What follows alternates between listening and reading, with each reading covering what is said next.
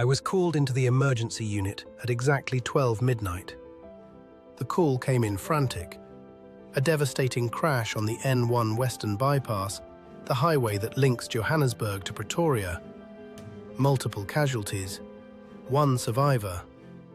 When they wheeled him in, I knew instantly he wouldn't make it. He was young, no older than 20. His body was mangled beyond mercy. Blood soaked through the sheets beneath him. One lung had collapsed.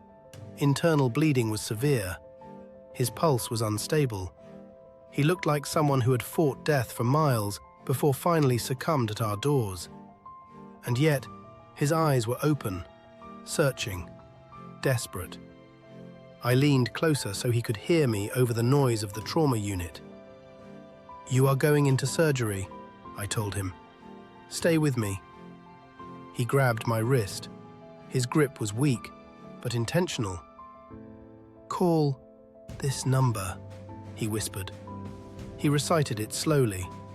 I repeated it back to him to be sure. He nodded faintly. Then his eyes rolled back. He went unconscious. We rushed him into theatre. The surgical lights came on. My team was ready.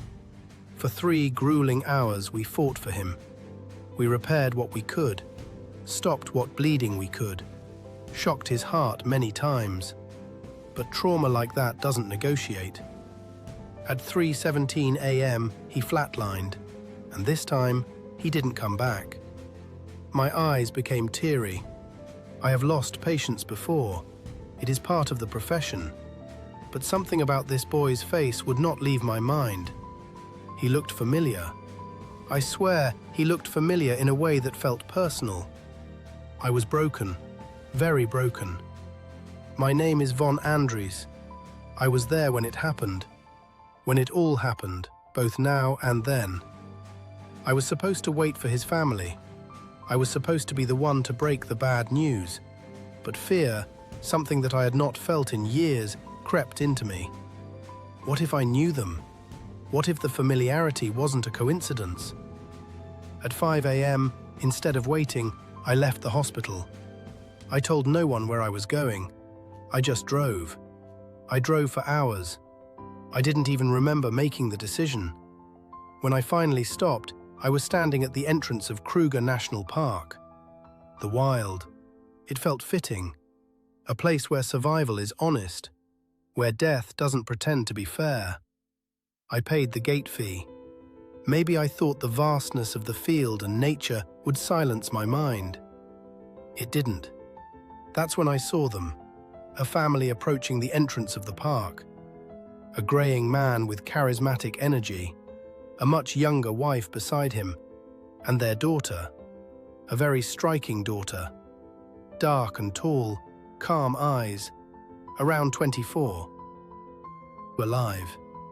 Her name was Liesel. Her father introduced himself first. "Lungile Tabo," he said proudly. He was warm, curious, the kind of man who fills silence effortlessly. We all took turns introducing ourselves. Then we boarded the same open-roof safari vehicle, just the 4 of us and the driver. It felt almost intimate.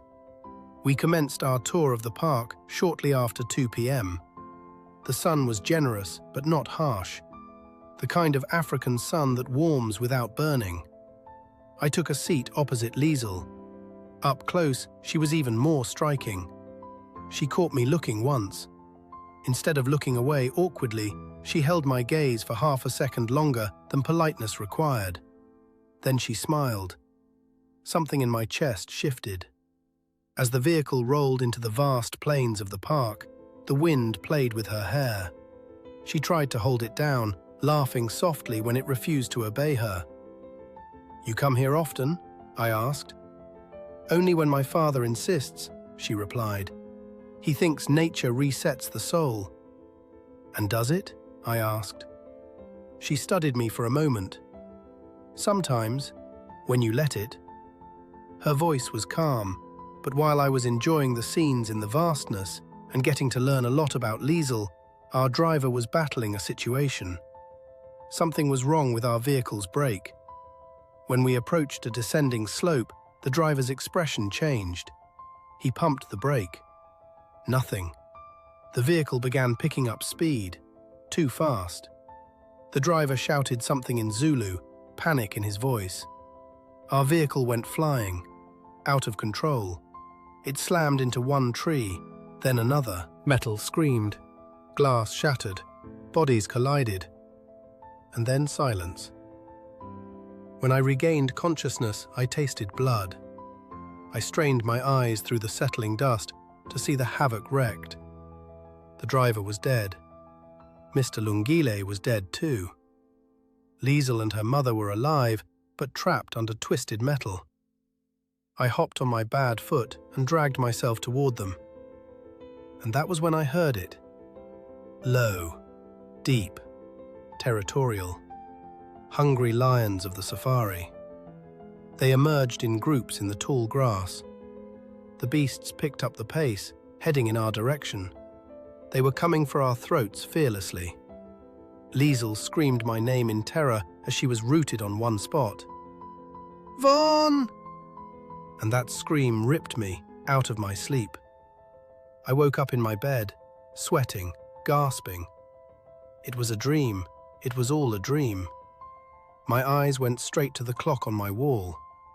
8 p.m. My shift would start in 1 hour. I immediately swung my feet to the floor from the bed and went directly to the shower.